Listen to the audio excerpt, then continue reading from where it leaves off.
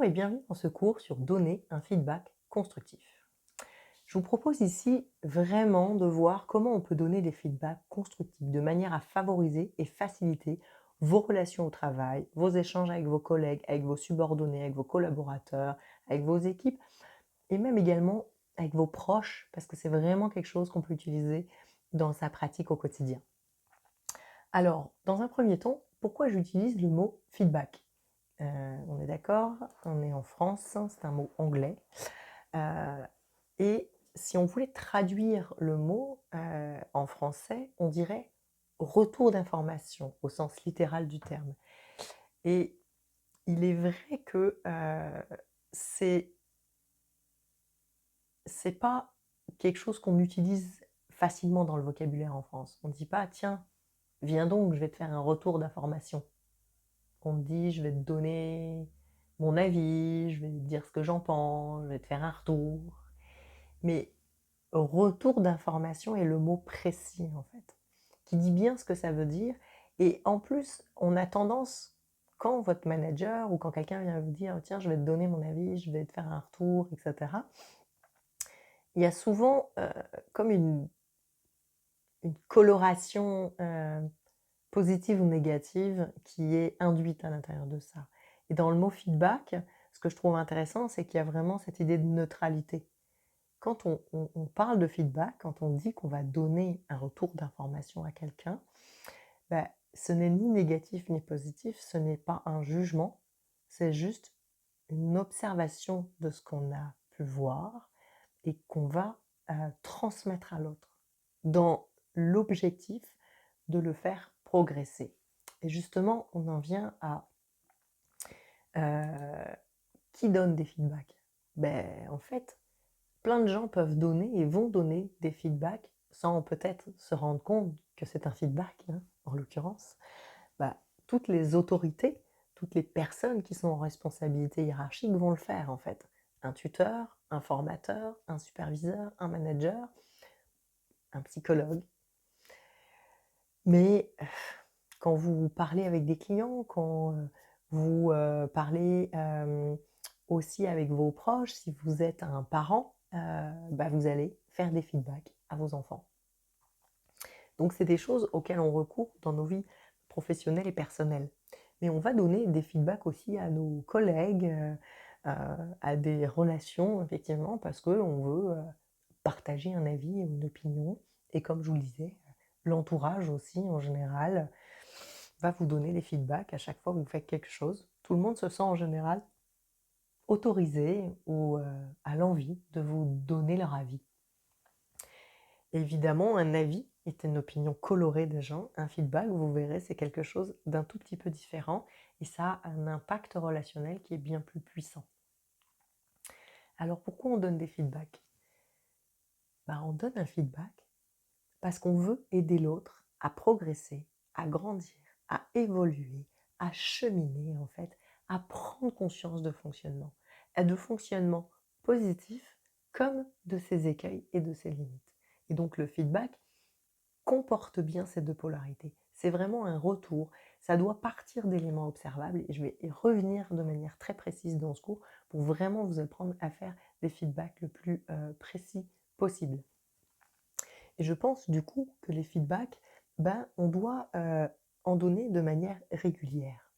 Donc quand les donner, à chaque fois que ça va paraître pertinent, à chaque fois qu'on pense que ça va faire grandir l'autre, à chaque fois qu'on a pu avoir des observations, à chaque fois qu'on est dans une posture effectivement d'évaluation, etc., on va pouvoir transmettre ce feedback.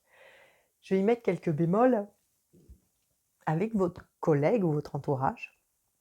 Si effectivement vous observez des choses et que vous vous dites que ce serait bien de faire un petit feedback à la personne, et comme je vous l'ai dit, ça peut être une très bonne chose, mais je vous invite néanmoins vivement à vérifier que la personne est intéressée par votre feedback. Parce que arriver et dire aux gens « Ah, j'ai remarqué que tu fais ça, ça, ça, mais en fait, tu devrais faire comme ci, comme ça, ou si tu faisais ça, ça, ça pourrait être plus intéressant, ou c'est génial comment tu fais ci ou ça, ou peu importe. » Il y a des gens, ils vous ont rien demandé, et ils n'ont pas envie de l'avoir, votre opinion, votre avis. ou votre retour d'information, ou votre feedback, ou peu importe comment on l'appelle. Donc vraiment, faites attention quand vous observez avec votre collègue, avec votre entourage, des choses, des situations, même qui seraient améliorables. Si la personne ne vous a rien demandé et qu'elle ne veut pas vous entendre, gardez votre avis pour vous. Vous n'êtes pas en posture d'imposer, entre guillemets, un feedback.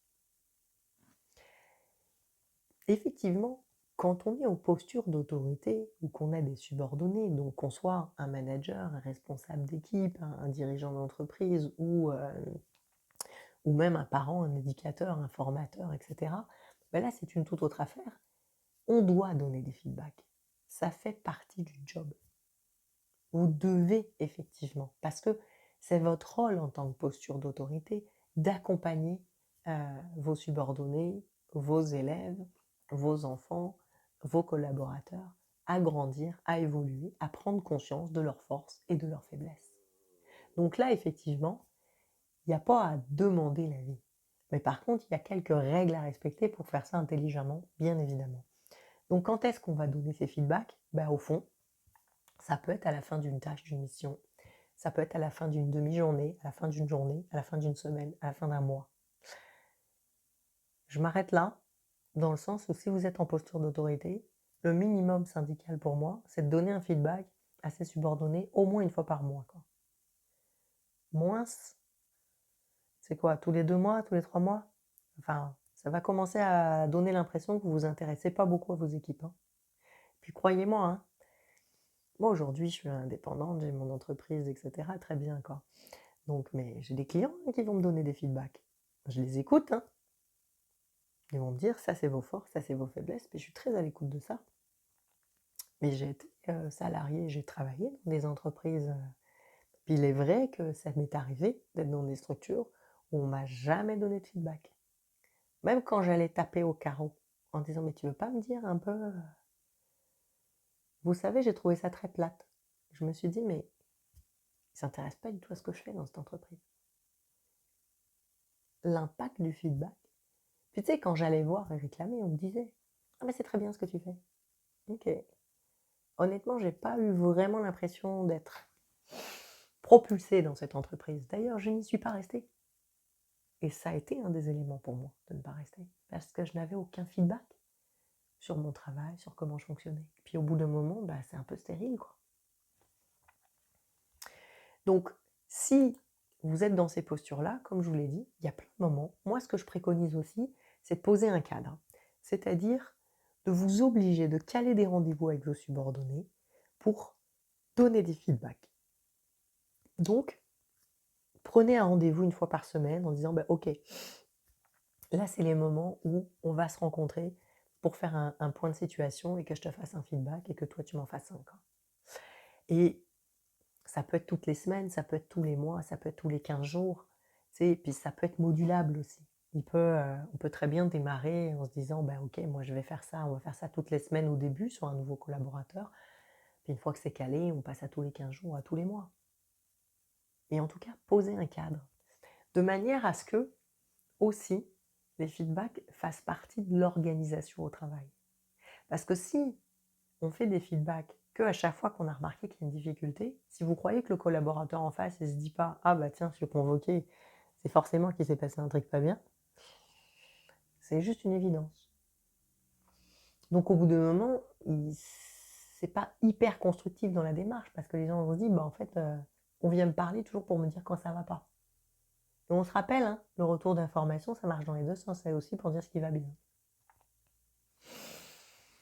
Et je sais que c'est pas si simple que ça de dire ce qui va bien non plus. On va y revenir. Donc, les points réguliers, ça nous oblige à nous poser. Puis c'est vrai qu'il y a des gens qui vont me dire, mais parfois on n'a rien à dire. Moi, j'y crois pas, ça. Je suis convaincue qu'à tous les jours, on doit pouvoir faire un feedback à quelqu'un. Même si à tous les jours, c'est pour lui dire, bravo, je t'ai trouvé attentif, je t'ai trouvé impliqué, je t'ai trouvé motivé, soutenant, etc., sur telle et telle chose, etc. Vraiment, à tous les jours, on peut donner ce feedback. Vous savez, moi là, quand je tourne ces vidéos de formation, je suis accompagnée avec un ami. À la fin de chaque vidéo, il me dit que c'est bien. Bah ça, c'est un feedback. Quand c'est pas bien, il m'interrompt et je dois tout recommencer. Donc il me le dit aussi. Mais vous voyez, c'est que il le fait à chaque fois. Puis moi, ça m'aide, tu sais, à continuer, à me dire, bah tiens, ça va, ok, etc. Tu sais, parce que c'est pas l'idée de dire que tout est parfait ou que tout va bien. Mais le feedback, c'est ça. C'est quelque chose qui va euh, renforcer le sentiment d'estime de soi, le positif, qui va aider à améliorer des petites choses, etc. Et pourquoi on ne le ferait pas à chaque fois? Donc vraiment, faites attention à ça et n'hésitez pas, même si c'est des toutes petites choses, bah, vous voyez que l'impact peut être extrêmement positif sur les gens. Alors, comment donner un feedback lorsqu'on est une autorité? Dans un deuxième temps, je veux vous faire aussi un petit focus sur comment donner un feedback à un collègue et à un proche. Il y a des points de similitude, mais il y a quelques petits points de vigilance parce que, comme je vous le dis, vous l'avez compris, quand on est dans un rapport d'autorité, on se doit de donner des feedbacks. Quand c'est un collègue ou un proche, il n'y a pas, vous n'avez pas une autorité légale ou administrative, etc., qui vous rend dans l'autorité. Donc il y a déjà cette demande préalable, donc il y a quelques petites spécificités, on va dire. On y reviendra. Alors, pour donner un feedback quand on est une autorité, moi je vous conseille de faire tous vos feedbacks en 3 temps. Premier temps, le temps d'écoute, ce que la personne a à dire. Donc j'arrive et je dis à la personne, ok, qu'est-ce qui se passe pour toi aujourd'hui? Comment ça va? Comment tu t'es senti? Où est-ce que tu trouves que tu as été bon dans ta journée ou sur cette tâche, etc. Où est-ce que tu penses que tu t'es senti en difficulté? On écoute tout simplement. On donne la parole à l'autre, on prend soin d'accueillir la personne et de lui donner de la place. Parce que peut-être que l'écueil que vous avez remarqué, peut-être que la personne en face s'en est rendue compte. Elle n'a pas besoin que vous le dites, elle le sait déjà. Du coup, votre feedback, il va être abondé à partir de l'observation de la personne. Puis vous, en tant que manager, vous vous direz, bah ok, cette personne, elle a peut-être fait un écueil, mais elle était capable de s'en rendre compte tout de suite. Et ça, c'est quelque chose d'extraordinaire déjà. Donc laissez l'autre venir. Ensuite, il y a le temps du feedback à proprement parler. Première partie du feedback, on donne les points positifs, les forces, les atouts, tout ce qu'on a observé qui a été bien fait chez l'autre. Deuxième partie, on parle des points à améliorer, des écueils, des difficultés. Et ensuite, troisième partie, on va donner de la place à celui, à nouveau, qui a reçu votre feedback et qui va vous dire comment il reçoit ce feedback. Qu'est-ce que ça lui fait d'entendre ses points positifs et ses écueils et ses difficultés. Mais on va reprendre ensemble un petit peu plus en détail tous ces points pour que vous compreniez bien ce que j'entends par tout ça. Donc le temps d'écoute de la personne, comme je vous le disais, c'est vraiment un temps qui est extrêmement important parce que c'est vraiment ce moment où on va comprendre si la personne elle est capable d'évaluer son propre travail. Est-ce qu'elle-même elle est capable de se rendre compte de ses forces, de ses écueils, de ses limites, de ses atouts, etc. Et ça va vraiment être quelque chose qui va être très constructif pour voir si l'autre prend conscience de là où il en est. Et vous, ça va vous permettre au besoin d'ajuster. Mais ça démontre des capacités d'analyse de la personne, de voir qu'elle est capable de s'auto-corriger. Et sinon, bah, votre feedback peut tomber un peu plat, en fait, parce que vous serez moins pertinent si vous ne savez pas précisément où est l'autre. Donc le rapport de confiance va s'instaurer aussi de cette manière. Dans le temps du feedback, comme je vous le disais, c'est toujours important. On commence toujours par les points positifs et ensuite, on va sur les points d'amélioration. Les écueils, en fait, effectivement, que je vois beaucoup dans les feedbacks, c'est que on va juste tomber dans le feedback négatif, quoi. Donc les gens, ils disent, bah écoute, voilà, je vous l'ai dit, ça va pas, ça va pas, ça va pas. C'est pas que c'est pas constructif, quoi. Et c'est pas l'idée de négliger cet aspect-là, mais dans tout travail, il y a des choses qui vont, quoi. Et si on fait le focus que sur ce qui ne va pas, la personne risque vite d'être démoralisée, quoi. Si j'ai nommé au préalable tous les points positifs, la personne va comprendre qu'il y a là des forces aussi et des ressources, et qu'on lui fait confiance pour s'améliorer aussi. Et que donc, effectivement, elle va aussi pouvoir se concentrer sur les écueils et les difficultés, puisque les autres choses sont des acquis, des choses sur lesquelles elle est déjà en bonne posture. L'autre écueil que font certaines personnes, c'est l'inverse. Et ils disent que tout va bien. Ah, c'est super, ah bravo, ah bravo, ah bravo. Mais les gens ne sont pas idiots. Si en plus vous n'avez pas fait la première partie, que l'autre il s'est rendu compte qu'il avait fait des écueils, que vous lui dites que tout est parfait, il va se dire mon responsable il n'a rien compris. Donc c'est vraiment important. Et puis c'est très confortable d'avoir que un feedback positif, j'en conviens. Mais ça permet jamais à l'autre de progresser sur toutes ses limites. C'est pour ça qu'on doit nourrir. Le feedback, c'est nourrir l'autre d'éléments d'information pour qu'il puisse évoluer. Une chose qui va être extrêmement importante quand vous voulez donner des feedbacks, que ce soit pour amener les points positifs et les points négatifs ou d'amélioration, c'est ce que j'appelle les OOP, observation objective précise.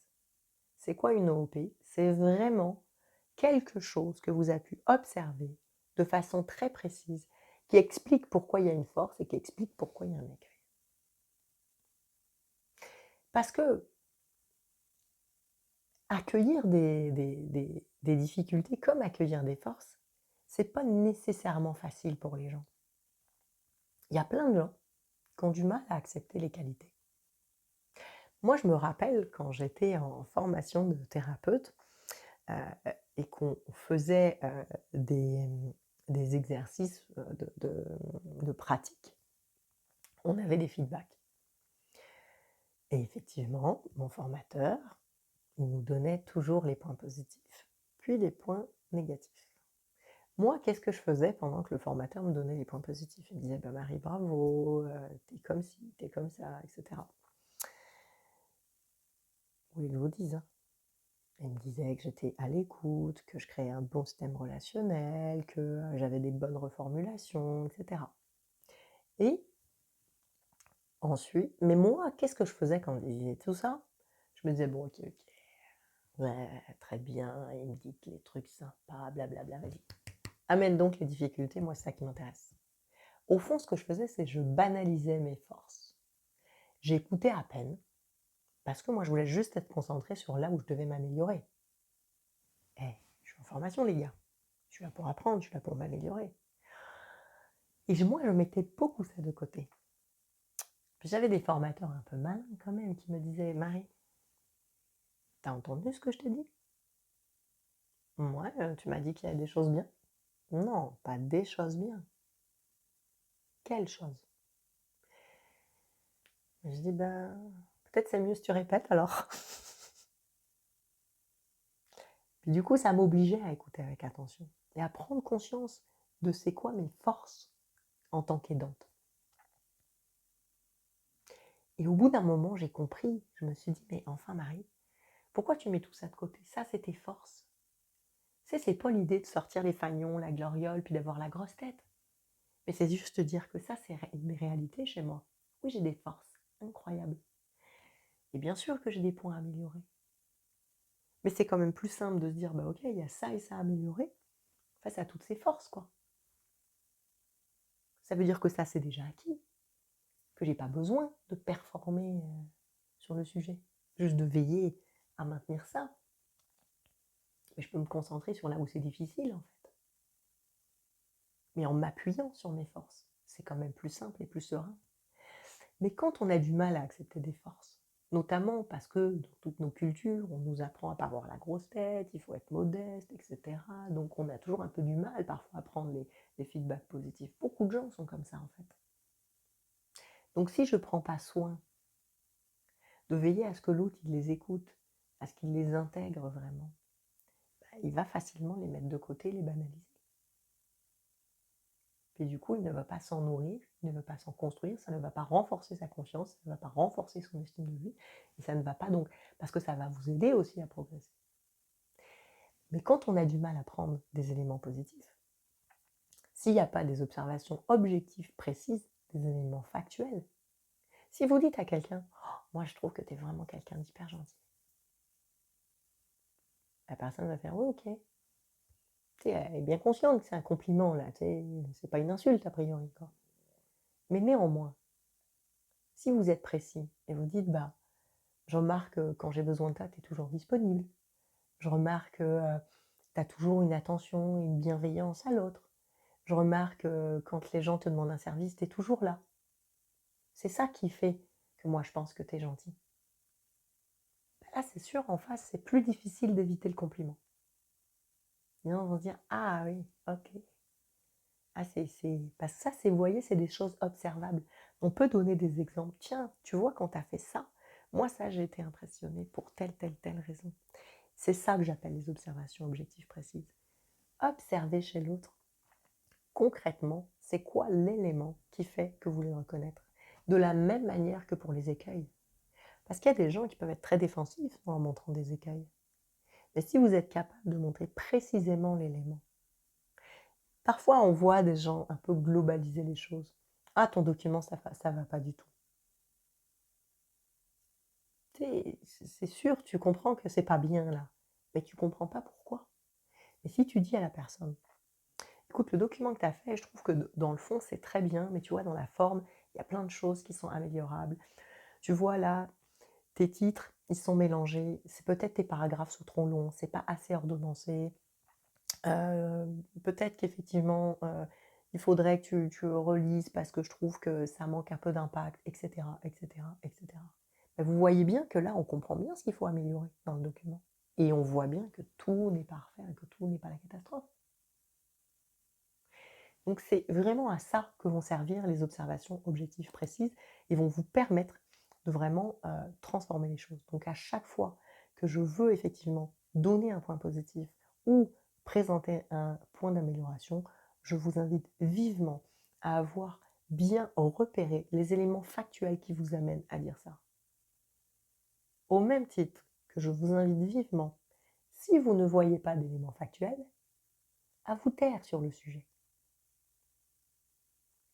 Vous pouvez me dire, oui, mais j'ai quand même l'intuition que je ne sais rien. Ça m'est égal. Dans un feedback, on a des éléments factuels pour étayer notre argumentaire et notre avis et notre opinion et notre proposition d'observation. Sinon, ça ne sert à rien. Je vais vous prendre un autre exemple qui est l'exemple d'un retard. Un retard, c'est un retard. Si vous avez rendez-vous à 10h et que vous êtes là à 10h01, vous êtes en retard. Il y a bien des gens qui vont vous expliquer qu'il y a un problème de bouchon, qu'il y a un problème de train, qu'ils avaient un problème familial. Ok. Mais c'est un retard pareil. Et factuellement, vous pouvez dire à la personne, tu sais, j'entends, mais moi, je te dis qu'on avait rendez-vous à 10h et t'es arrivé à 10h, 1, 2, 3, 4, 15, peu importe. Donc, t'étais en retard. Puis les gens souvent reviennent sur toutes leurs excuses. Puis l'important, c'est que la personne comprenne qu'elle est en retard. Partons du fait qu'on a tous admis, que l'autre finit par vous dire, bah ok, du coup, effectivement, j'étais en retard. Très bien.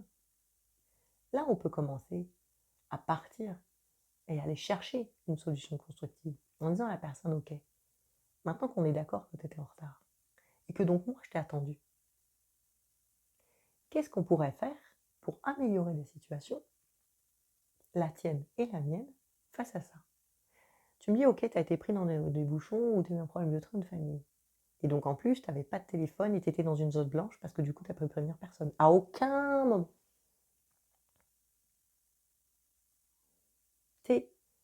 Ça, c'est souvent bien pas la réalité. Je dis pas que de façon très ponctuelle, il y a un faisceau de convergence de situations qui fait qu'effectivement, vraiment, vous aviez plus de batterie, pas de téléphone, pas de réseau, tout ce que vous voulez, qu'il était dans vos impossibilités absolues de prévenir de votre retard. Mais honnêtement, c'est quand même pas la majorité des cas.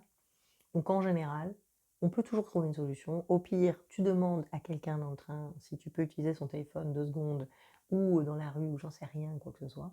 Mais en fait, dès qu'on sait qu'on est en retard, parce qu'on est pris dans un bouchon, parce qu'on a une problématique familiale, c'est à ce moment-là qu'il faut prévenir son interlocuteur en disant: «Excuse-moi, je vois que j'ai un souci, je vais arriver en retard». Et ça change tout en fait. Oui, vous êtes en retard, mais vous voyez qu'il y a une solution qui est plus respectueuse. Prévenir et informer. Anticiper. Bête comme chou, hein. Vous voyez, c'est ça l'intérêt des observations objectives précises. Et c'est aussi l'intérêt d'écouter, parce que ça va permettre d'affiner nos feedbacks et parfois de faire des préconisations qui peuvent être pertinentes. Une chose qui va être aussi importante quand vous voulez donner un feedback, c'est le ton et l'intonation. Au fond, je vous invite à être attentif, à être disponible, à être à l'écoute, à faire preuve de gentillesse, de disponibilité. Essayez de ne pas avoir un ton qui est jugeant, quoi. Et c'est pour ça que les OOP sont extrêmement intéressantes, parce qu'elles permettent d'objectiver votre feedback, de l'étayer sur des choses qui ne sont pas du ressenti ou du jugement. Parce que si vous avez des tons qui peuvent être un peu agressifs ou vindicatifs, c'est sûr que vous verrez que ça va être très très compliqué pour l'autre de recevoir le feedback, quel qu'il soit, quoi. Donc forcément, si vous êtes pris dans une émotion parce qu'il y a peut-être eu une grosse erreur et que c'est difficile, si je reviens sur le retard et que vous avez un collaborateur que vous attendiez pour une réunion importante qui s'est pointé avec une demi-heure de retard, ça peut vous agacer, c'est légitime. Peut-être qu'avant de donner le feedback, attendez d'être plus calme pour être capable de faire un feedback posé et argumenté et objectif, et pas embarqué dans l'émotion du moment, qui est tout à fait légitime, il n'y a pas de souci avec ça. Revenons sur notre troisième partie, qui est le temps d'écouter la personne face à son vécu. Ça, c'est souvent, je remarque dans les feedbacks, la chose le plus souvent oubliée. En général, on pense à peu près à dire à l'autre, bon, bah, écoute, voilà, comment ça s'est passé, blablabla, blablabla. Allez, on fait le feedback, bon, on tombe parfois dans certains écueils, etc. Mais alors, écouter l'autre, une fois qu'on a fait son feedback, ça, je trouve que c'est parfois un peu échappé. Et pourtant, ça fait partie du feedback. Une fois que vous avez dit à quelqu'un ses forces et ses limites, si vous ne prenez pas le temps d'écouter ce que ça lui a fait, on se rappelle l'exemple que je vous ai donné. Moi, je banalisais toutes mes forces. C'est à vous, quand vous donnez un feedback, de vérifier que la personne en face de vous, elle a bien retenu à la fois les forces que vous lui montrez et à la fois les écueils que vous lui montrez. Sinon, vous pensez bien, il y a toute une partie du feedback qui a échappé. Il faut voir quel impact ça peut lui faire. On n'oublie pas. L'objectif, c'est de faire un retour d'information et d'aider l'autre à progresser, à cheminer, à grandir dans ce qu'elle fait, à corriger ses erreurs. On croit que l'autre est capable. Sinon, ça ne sert à rien de donner des feedbacks. Donc, si on ne prend pas le temps d'écouter comment l'autre il l'a perçu et qu'il a bien intégré, il va se passer quoi? Rien. Le pire, c'est quand parfois les gens disent, bon, ben moi j'ai dit ce que j'avais à dire, YOLO, tu vois. Ben, parfois, tu as lâché une bombe atomique face à l'autre. Tu dis, mince, ok, moi je croyais que mon truc il était nickel, puis ça va pas du tout, quoi. Wow. Si je n'ai pas écouté un peu, ben, l'autre peut être un peu désemparé, quoi. Donc c'est aussi un point extrêmement important de vraiment être là et de pouvoir justement réargumenter, réétayer, montrer les pistes, montrer qu'on est là pour croire, accompagner pour proposer des solutions, etc., auxquelles l'autre parfois tout seul n'a pas pensé, quoi. Donc, faites vraiment attention à comment vous dites les choses, etc. Et puis, il est possible que dans votre feedback, avec les observations, il y a eu un souci, que vous avez commis une erreur, que la personne, elle va rectifier. Dans ces cas-là, reconnaissez votre tort, hein, s'il faut, quoi. Il n'y a pas de souci, quoi. Maintenant, allons voir comment donner un feedback à un collègue ou à un proche. De la même manière, je vous invite évidemment à respecter ces 3 temps. Et dans le premier temps, comme je vous l'ai dit, déjà vérifier que la personne, elle a envie de vous entendre. Et qu'elle est OK. Veillez évidemment aux OOP de la même manière, à votre ton, à votre intonation, à votre attitude. Soyez constructif. A priori, si vous donnez un feedback à un collègue ou à un proche, c'est quand même que vous appréciez les gens, quoi. Parce que vous avez envie de les faire progresser, quoi. Donc les seules nuances que je vous dis, c'est vraiment que vous n'êtes pas en posture d'autorité. Vous n'êtes pas là pour, comment dire? Il n'y a pas d'obligation à donner ça. Donc l'autre, il n'a pas non plus d'obligation à vous entendre quelque part. Donc on est vraiment dans le climat de l'accord de confiance. Donc si effectivement vos propos vont être humiliants et blessants, bah forcément, vous êtes sûr que vous allez briser la relation ou en tout cas fortement la malmener, quoi. Donc veillez vraiment, quand vous voulez aller faire un feedback à quelqu'un, dans vos proches, dans vos collègues, à avoir une intentionnalité positive. Est-ce que vous faites vraiment ça pour aider l'autre? Parce que qu'on se le dise, je ne juge personne ici. Mais parfois, il y a des gens qui nous agacent, puis ils ont fait une erreur, puis on est bien content d'aller leur pointer l'erreur, quoi. Puis je dis pas que c'est dans l'absolu que l'erreur n'est pas arrivée pour de vrai. Mais est-ce que c'est votre job de faire ça? Pas nécessairement. Si c'est pour aider l'autre à progresser, l'intentionnalité est juste. Si c'est pour l'humilier, en disant bah regarde, t'as fait de la merde, je caricature, hein, on pourrait être plus subtil, mais au fond c'est ça que l'autre va entendre, ça n'a aucun intérêt. Donner un feedback, c'est l'intentionnalité d'être aidé, c'est d'être aidant pour l'autre.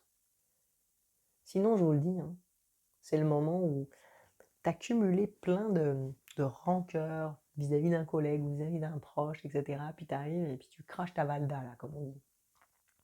Ou en tout cas, comme je dis moi, tu déverses, oui, il y a ci qui va pas, il y a ça qui va pas, il y a ça qui va pas. Moi, j'en ai vu des gens dans le bureau me dire, oh, bah écoutez, je suis content, là, j'ai tout dit à mon conjoint. Bon, bon, bon, bon, bon, bon, bon. Ok. Et il a réagi comment l'autre? Oh, j'en sais rien, je me suis barré. Eh oui, tu m'étonnes. T'avais peut-être pas trop envie de rester en face pour écouter ce que l'autre avait à dire une fois que tu lui avais balancé le baobab dans la tête, hein. C'est ça qu'il faut faire attention. Moi je vous dis, il n'y a aucun problème. À chaque fois que vous avez quelque chose à dire à quelqu'un, pensez bien à l'étape numéro 3. Ok, j'ai envie de dire ça à l'autre, je vais y aller, je vais lui dire le truc. Mais est-ce que derrière, tu es capable de rester droit debout, dans tes bottes, et d'écouter ce que ça fait à l'autre? Qui va dire, ouah, pétard, c'est violent ce que tu es en train de me dire. Si t'es pas capable de rester debout droit dans tes bottes, bah c'est que t'es pas prêt à y aller. Ou que t'es pas à la bonne place. Au repas travailler, au repas préparer. Parce que c'est là que j'en arrive, évidemment. C'est que, vous allez me voir venir, évidemment, il faut les préparer au feedback. Si vous voulez avoir un feedback constructif, utile, aidant, pertinent pour quelqu'un, bah effectivement, une fois que vous aurez appris à les faire, vous pourrez les faire peut-être en temps réel.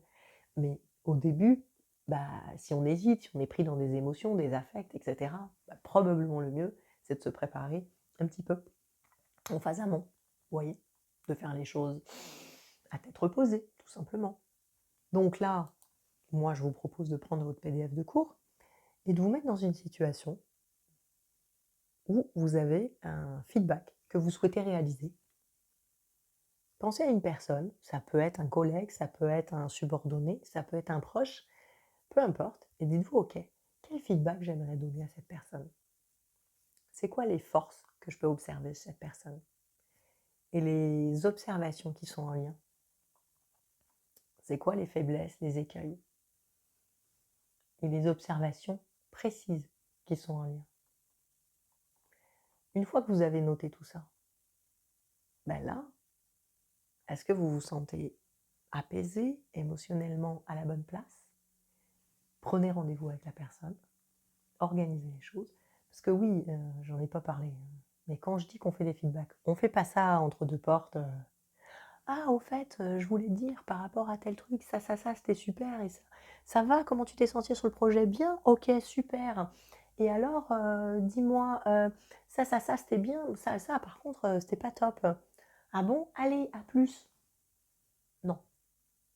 On se prend, on se pose en face à face, on se prend un temps calme. Je ne suis pas en train de vous dire que ça va vous prendre 2 heures, hein.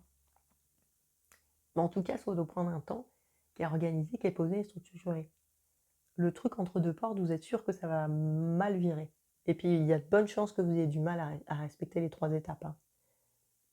J'écoute l'autre au début, je fais mon feedback, les points positifs, les points négatifs, et ensuite j'écoute l'autre après pour ce qu'il a vécu. Donc ça aussi, prévoyez un temps avec la personne. Et puis ensuite, il n'y a plus qu'à y aller. Je vous souhaite le meilleur avec tout ça et je vous dis au plaisir sur Bigger.